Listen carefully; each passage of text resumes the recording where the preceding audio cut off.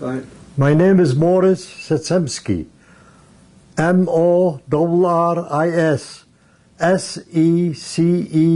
Secemsky. I was born May 15, 1921 in the city of Częstochowa. Częstochowa is a quite big city with 120,000 population, and there was about 30,000 Jews. It was an industrial city. That's what was lucky. That's a lot of people survived because of it. Because when the war started in September 1939, my father, Oliver Scholem, was believed that the Germans are the nicest people in the world. They're not going to do no wrong to us. What was your father's occupation? A baker. He had a bakery. And my father, we talked about it because, you know, the war is, Częstochowa is 15 kilometers from Germany. So we had a lot of Germans living in the city of Chicago, of Częstochowa. And they had a Reform synagogue, beautiful Reform synagogue. In 1939, when the Germans got in, my father said, don't worry, they're not going to be as bad as they're painting him. Because he remembered 1914, the First World War. And the Germans were very good to the Jews. And when the war started in 1939, the first thing when they marched in, we went out and greeted them in the street. You know, there was a big alea, that's a boulevard. When they come in with the army, you know, we greeted them. But this was a Friday. Saturday was quiet. Nothing happened Saturday. But Sunday, all of a sudden, they start shooting indiscriminately at anybody who walked. And they knew that the Jews always lived together, you know. There was no mixture of Jews and Gentiles. So the Gentiles was only the janitors of the buildings were Gentiles. The rest of them were all Jews. So they killed about 280 people, and a lot of them were a lot of them was, you know, they got shot, but they didn't die, you know. They were wounded. They were wounded. A lot of them were wounded. In 1949, then the next 2 days was quiet, and all of a sudden they come to our house. We lived in a big court building. They come to our house, and they tell all the Jews 15 years up to 60 to come out. So we haven't got no choice. We came out to the street, and they took us in a church, and they kept us over there for 2 days. The church was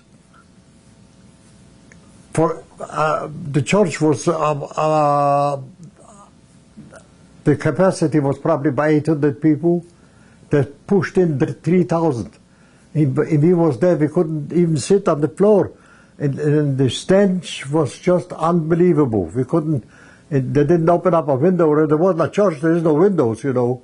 So it was closed and it was horrible. Well, after 2 days, they let us out and they took us, all the men, they took us in a place that there was a military barracks. Was your whole family in the church? No, No, just the men. Just the men. Just the men. All the men. They didn't took no women or children in the church. But they took us to that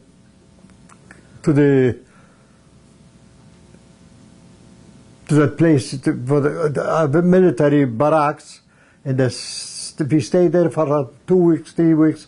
They let our mothers, our sisters, to bring us food. They let them do that, you know. Mm-hmm. And then all of a sudden they let us free. They organized a Judenrat. And the Judenrat took over the whole business, you know. And by they took out, they put on a rumor that we suffer. That just a rumor. We suffer because we resisted them. We shot at the Germans, which was not a big lie, Yes. you know. But that's what I said. Anyway, that's how we lived over there in a ghetto. By 1941, there was organized a ghetto.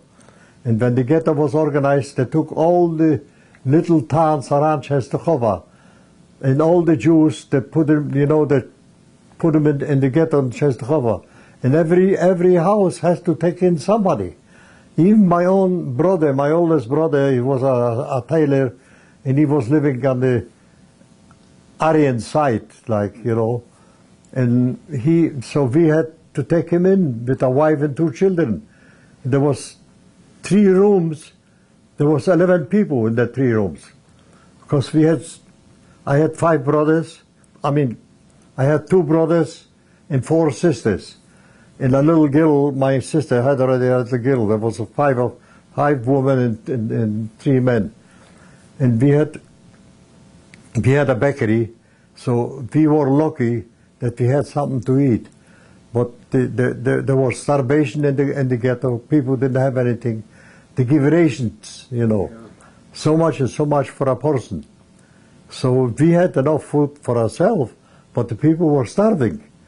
And that lasted until 1942, before Yom Kippur. A day before Yom Kippur, I remember we went to the synagogue with my father. We had a stiebel because in Europe there wasn't too many synagogues. There was little places. And my mother, I remember they used to put a white sheet for a mechitza, for a separation. And I remember that day. I remember I was with my father. Hold a minute, I'll tell you when to start. Okay, now. In 1942, before a day after Yom Kippur, all of a sudden they closed the ghetto completely. You couldn't get out for no money in the world, and they started the selections. They sent all the people who were there every 2-3 weeks. They sent a transport of 8,000 to 10,000 people until they cleaned up everybody, and they wait for the men. They kept workers, you know. They need workers over there because they got tea factory which were working for the German army. You know, they were war effort. Yes. They had that ammunition factory, they had a steel mill where I was in, and they had another 3rd one. And they needed about 7,000-8,000 people. So they left only the healthy one, men mostly, and women also. And they created a small ghetto. And all the other people they sent to Treblinka. Did they know where they were being sent? Yeah, they didn't know where to be They sent. just loaded them on In trains. fact, not just they didn't know where they're being sent, but 2 guys came back from Treblinka. They went on the transport and they ran away. You know, and they talked with the Polish people who were on the I don't know, the conductors or whoever from the trains. And they find out that this was a death camp. Nobody got out of Treblinka alive. So anyway, they come back and they told us that's what's happened. We didn't believe it. Yes. How could people they just do a thing like this? Just impossible. We know they were cruel because when they took out the people out in to the selection. Yeah. Stop a second. The schooling, Yes. I was in school till about 15 years old. And then they sent me to there was a special school for people with skills like carpenters, bakers. You have to have, if you want to get a job, you have to have a document that you went to that kind of school. I was 18 years old when the war broke out. I was 18 years when the war broke out, and I didn't have a chance to get any more schooling at all. Even if I would have a chance, there were a quota, and they only allowed 2% of Jewish kids in the schools, and you had to be very rich to pay for it. So there was an impossibility to get there, you know. Yes. Then, when they started the small ghetto, I was in the small ghetto, you know. In the small ghetto, they assigned us to different kind of work. I told before there was 3 factories. Yes. One was a munition factory, Hassak. The other one was but I was in a steel mill, Rakov, and there was also one Varta. The biggest one was Hassak, where they employed about 3,000-4,000 Jews, you know. And Varta was about 1,500, and I was in the smallest one. We were only about 700-800 people in the steel mills. The steel mills was almost the best with all 3 of them, because the food was rationed, but not as strict and not as bad like the other. I don't know why, but that's how it was, you know. And we were free to go around in the factory. As long as you went to work, you did your job, they didn't bother you, you know, because there were. I think the owner for that steel mill was a German general, and he wanted to make profits, money. He didn't care about all political things. So even he walked around and he never bothered anybody, nothing. We didn't get hit or anything like this. Only when we did something wrong, like we run away or something like that, then they send us to the Gestapo. They didn't do nothing over there because they didn't have any special security over there for us. And we lived over there till 1944. Was 42 to 44? So 42 to 44. Where was your mother and father and sisters at that time? They were dead. They killed them. They killed them in Treblinka. Oh, they killed them in 1942. When they selected the selection. Selections. Yes, they were killed the last one because we had a bakery. And they were so clever that they gave every person a loaf of bread. Every person was hungry. They gave him a loaf of bread so that he wouldn't complain too much, you know. But while they give him a loaf of bread, and when they stay in the lane, you know, and a woman with little children, they want to save the children, so they want to grab the children. They say, if you're not going on the left side, go with the children. The one who was on the left side was doomed to death. The one on the right side, that after the selection, they took him to the small ghetto. We were working in the 3 factories until 1944 in October, when the Russian army was closed. In October or November, they took us out in October or November, they took us out to Germany. We went to Buchenwald. They took us to Buchenwald. Buchenwald was a horrible place to be. First of all, we came there and they sent us to work in a limestone factory, not a limestone quarry. And we did work.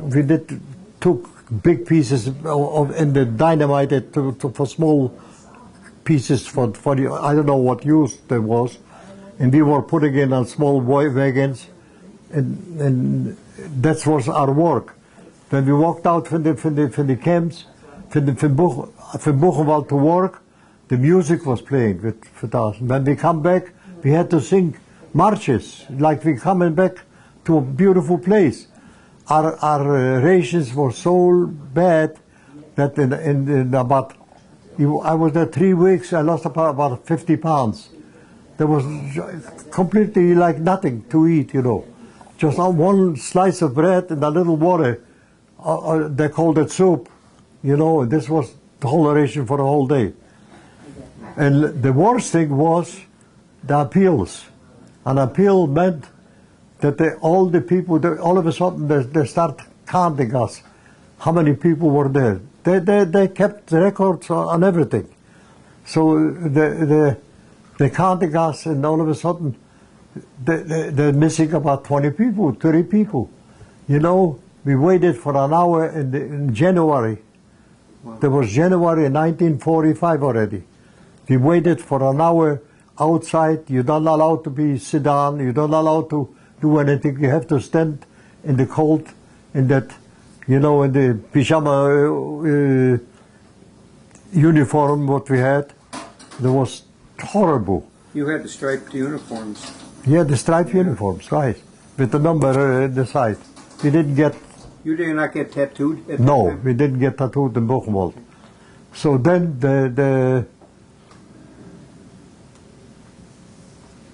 then all of a sudden they start looking for the people, you know, and they found them in the latrine.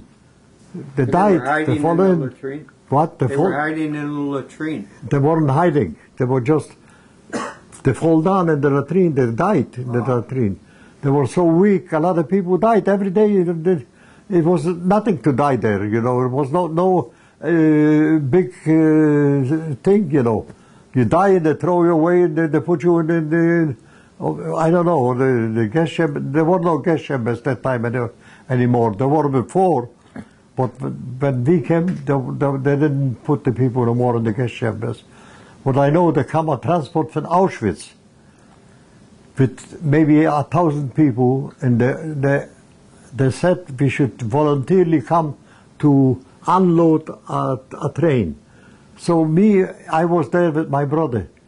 My brother was working in a different factory, and we met in Buchenwald. Because for the Hasak factory, they sent people out to Buchenwald, and for the steel mill where I was working, and there we met. You know, I was in a different barrack, but I gave away my rations of bread to be with my brother. So we never parted. We stayed together like. And he said, "Let's go and see. Maybe we're going to find a piece of bread on the people come for something." We unload about 800 to 1,000 people. They were frozen to death. We had to pull them apart, and there were maybe 90% was dead already. We tried to save the other 10%, you know. Then all of a sudden, we went back to the barracks, and nothing happened. We were very disappointed. We didn't get anything. But we come back to the barracks, and all of a sudden, a week or 2 weeks afterwards, they asked for volunteers, carpenters, electricians, plumbers, people who work in a factory to build a new factory. And I went with my brother. My brother was a carpenter by trade. I didn't know how to knock a nail with a hammer. But he said, "You go with me, and you're going to be a carpenter." So I went with him, and then we arrived in Colditz. Colditz, this is not far from Dresden. This was about 1944? That was in 1945 already. Oh, okay. 1945 in February or something. We arrived in Colditz, and Colditz was, they were really building a new factory. And the war was already lost and everything. they didn't care. They built a new factory. We were there, the rations were a little bit better like in Buchenwald. And we were there for about 4 to 6 weeks. All of a sudden, they took us out and that we have to march to a different place. So they took us out again. They gave us each one a loaf of bread. That was their pattern, you know, so we wouldn't be resistant or something. Yes. And we went there. The next day, we went the first day we went in a little, I don't remember the little town there. But it was a suburb of Dresden. And Dresden is a very big city, a very big industrial city. The first day we went in a military camp. We were sleeping there on the no anything, just on the floors, on the whatever we could. And the next morning they marched us in again, and they marched us to a forest. In the forest, they sit down, they make us sit all us around, and they were outside, and they had a Fireplace. Yeah, fireplace to do. They were eating apples with everything. They didn't give us a little water, nothing. In the morning, and this was the Death March. You know, it was known later on as the Death March. When we walked out from that camp, 5 o'clock in the morning from the forest, me and my brother was holding the hands like 2 little kids, you know. And when we came to about 5 minutes, 10 minutes, all of a sudden, there were 50 aeroplanes in the air. There must have been Allied aeroplanes because they pushed us. They pushed us on one side of the trenches, and they were on the other. There was always trenches over there, you know. So they stayed with the machine guns. We were on the other side, but we were lucky. Behind us was a little cemetery with big monuments. So my brother tells me, Meish, this is it. Are we gonna die here?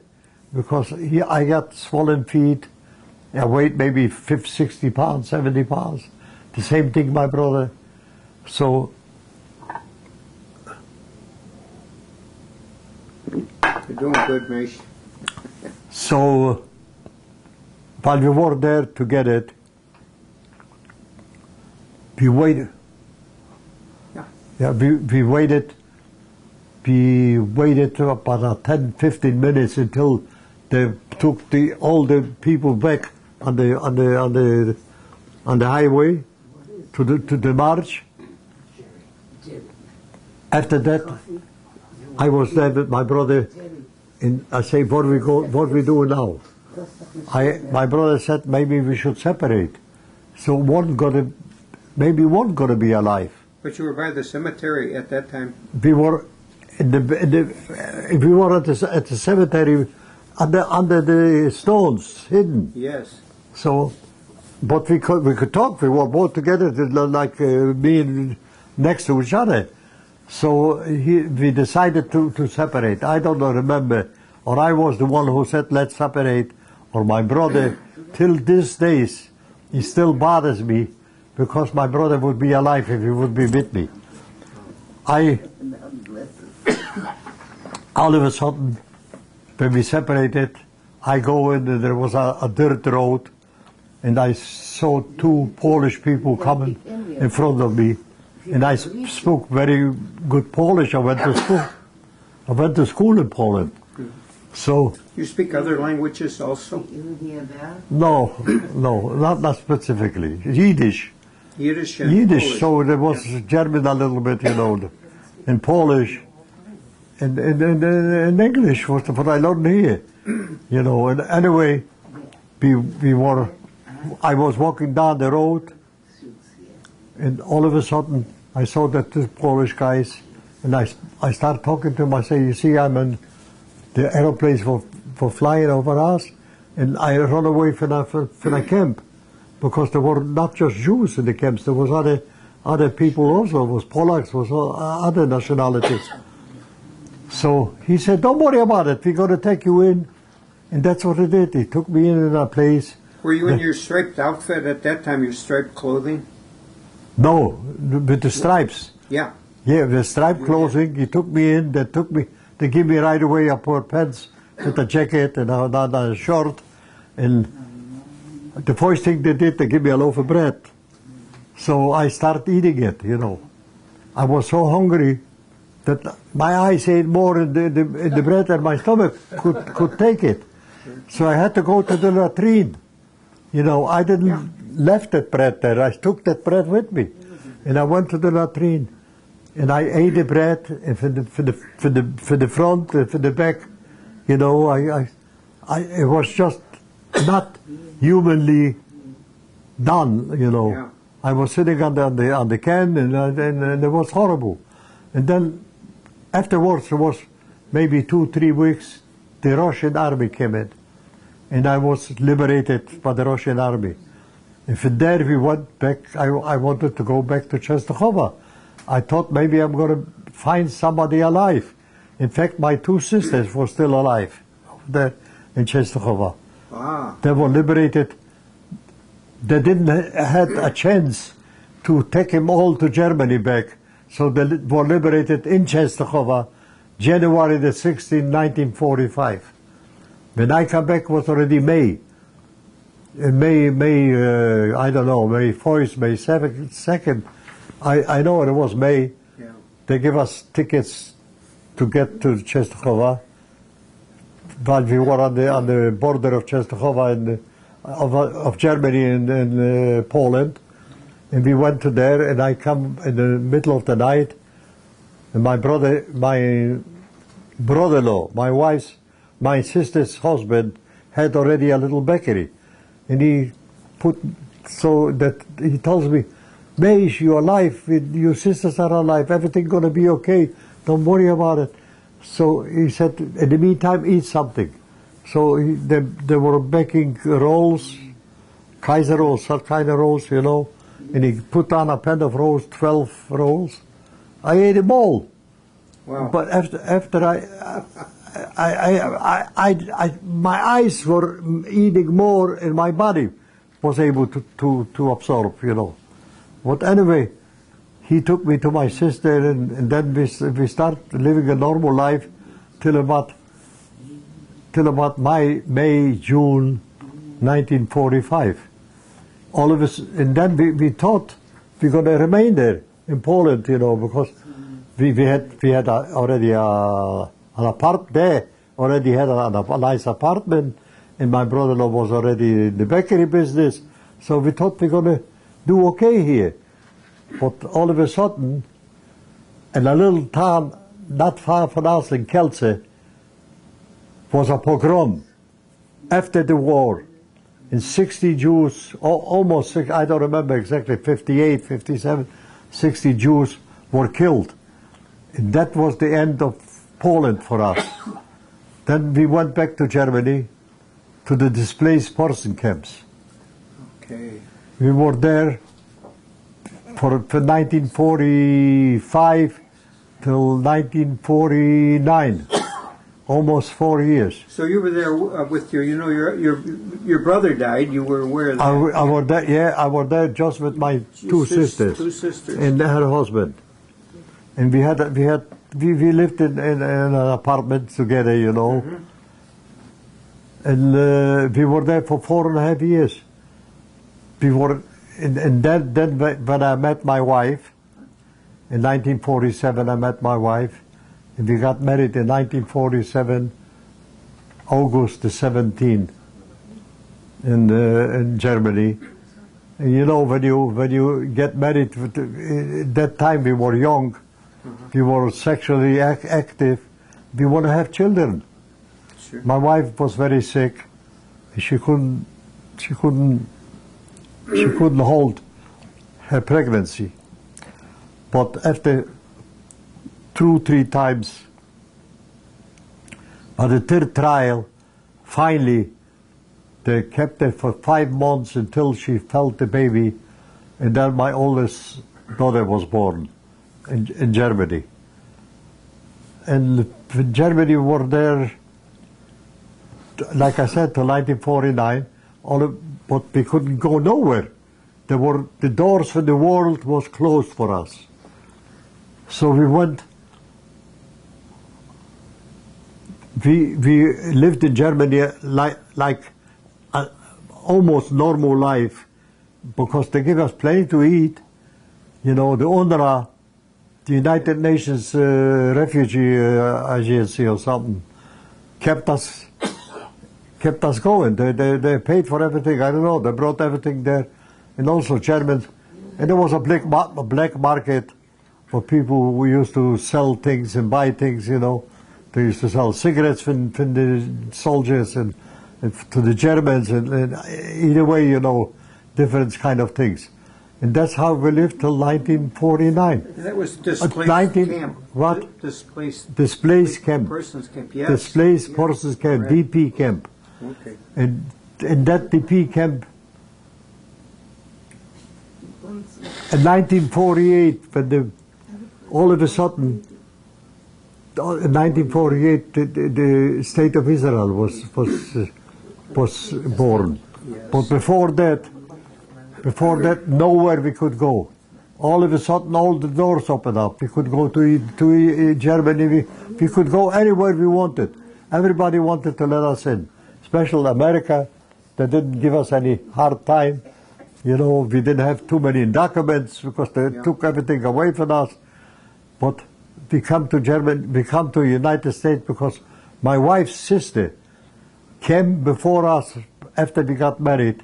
She came here because President Truman put an order that all 50,000 children up to 19 years old should be let in the United States, as long as the Jewish organization, the Hayas or the Jewish Appeal or whatever there was that time, they're going to guarantee that not going to be a burden on they're going to go to foster homes.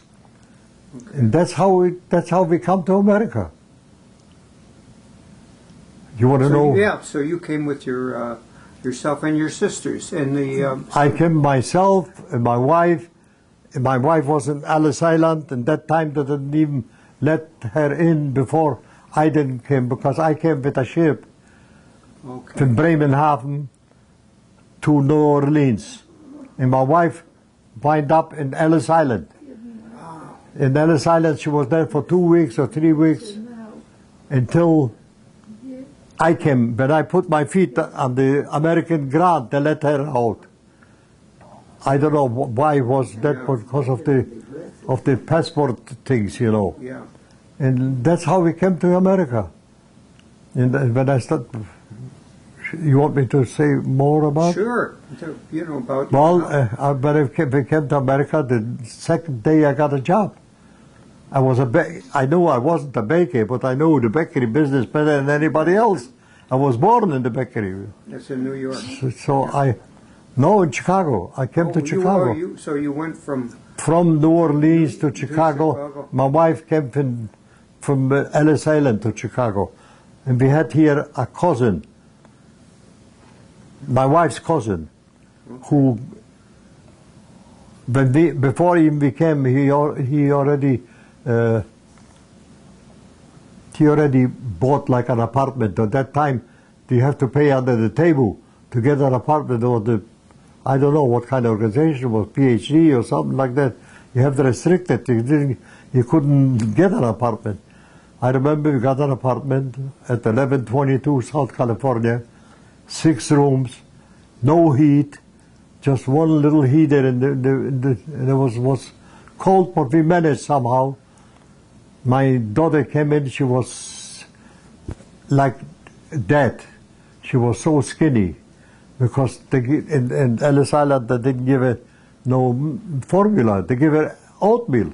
She couldn't eat oatmeal, a baby for 2 weeks, 3 weeks. Yeah. Anyway, a doctor came to the house, and he right away gave her a bottle of a formula bottle, and thank God she grew up. She's now She's now 60 years old. Kinahora. And that's why we started living in America. I was working in the bakery for 2-3. Was it your own bakery, or you worked? No, I worked for a bakery. I worked for a bakery. I worked for a bakery. It took me a long time to get the job. I worked for a bakery for $36 a week, you know, but there was a union. In the union, they paid $15 a day. In the non-union, you couldn't get a job. I got a job. They didn't tell me. They didn't tell the union that I was a baker. I was just working there, you know, because otherwise they wouldn't even let me work that neither. Anyway, I worked for $36 a week, and I worked there for 3 months or more until Passover came. In Passover, they made matzahs. The Jews don't need no hummus, so we cleaned up the place. After we cleaned up the place, every Friday he used to give me $34 or something, because he took off for the income tax or something, $1 or something. So he gave me $34 or something in cash, and I signed it. I came back Friday and I say, what is my paycheck? What is my pay? He say, I didn't make no money on paycheck.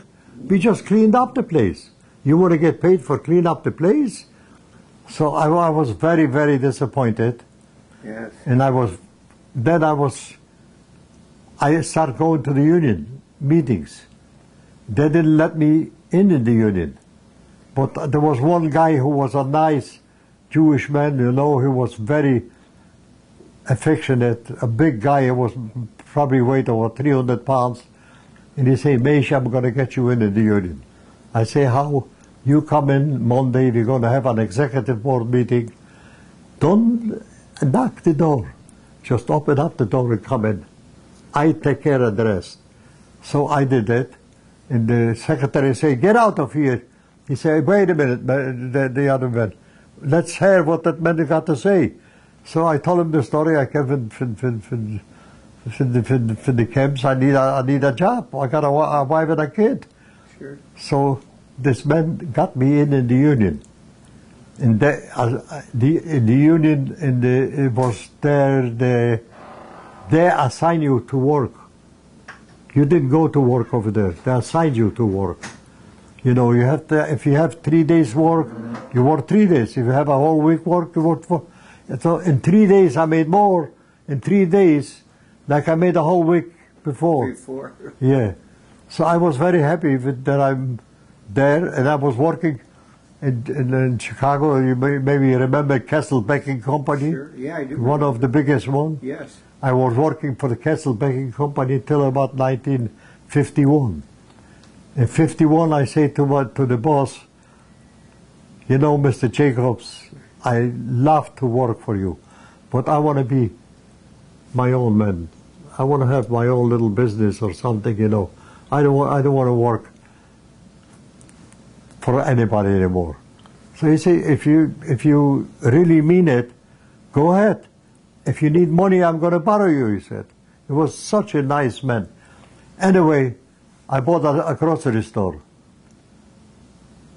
An Arlington Independence for C.S. Roebuck was. And we made a beautiful living there. That's in Chicago. In Chicago. What was the address there, or where was that? There was Independence Boulevard in Arlington. Okay. And we belonged to Anshe Mottele Schule. Anshe Emmett Schule. And Polk and Independence. Okay. There was a nice big shul. Anyway, I worked over there in the store. We made a beautiful living until 1957. All of a sudden, the neighborhood changed it. You know, all the Afro Americans moved in, and all the white ones run away. And then in 3 months, you didn't see a white face anymore. So I stayed as long as I could, and I left over there.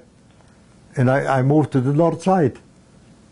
And with the north side, I opened it up again, a grocery store. There was 1958. And I was there till 1978 for 20 years. Wow. I was like a delicatessen. I made sandwiches, salads, and I made a nice living. And I sent my kids to school, thank God. My kid How many children did you have at that time? at that time I had 3 children already. But my son was born in 1950, and the little girl, the youngest one, was born in 1955. And they were about 10 years, 11 years old when we moved to the second business. Where was that? And I try my best to educate the kids in general education and mostly in Jewish education. That's how I become a member of the Anshe Motel in 1960. And I was there a member for till now, 60 years or something. And my kids went to good schools. I told them I'm going to do anything in my power. You should go to school as long as you can. So thank God I educated my kids good. My son became a doctor. My youngest daughter became a lawyer. And my oldest one, she become a teacher. Not through all, she would go far more, but she got married early, and her husband wanted to go to school, and his parents couldn't pay for nothing.